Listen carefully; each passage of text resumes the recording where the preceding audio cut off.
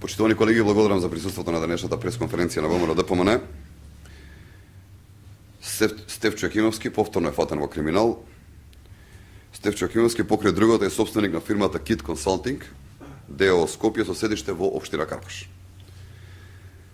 Фирмата на Стефчо Јакимовски, KIT Consulting, на 28.12.1999 година со општината Газибаба склучува договор за закуп на деловна просторија ресторан Галеб за временски период од цели 12 години. Висината на закупнината е 400 германски марки тогашни или 12.200 денари. И до тука нема ништо спорно. Но во 2005 година фирмата на Стефчо Јакимовски склучува договор за подзакуп на истата просторија со друга фирма.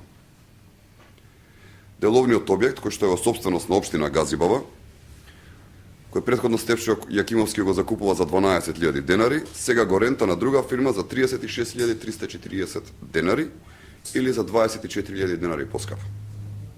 Ова е правено без тоа да извести општината Газибаба. Но спорен е уште еден момент. Фирмата на Стефчо Јакимовски, согласно член 6, став 2 од договорот за закуп со општината Газибаба, е должна, доколку деловната просторија која ја добива на закуп ја издаде на друг за подзакуп, целата закупнина мора да биде плаќена директно на закуподавачот, тоест во случајов на општината Газибаба.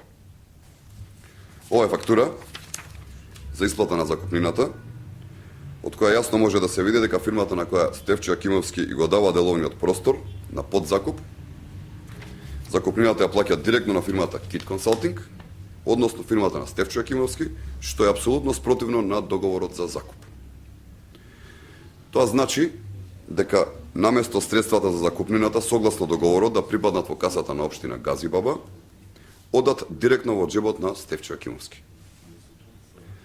Значи, Стефчо Јакимовски се богати на сметка на општината Газибаба и на нејзините граѓани кои што плаќаат даноци.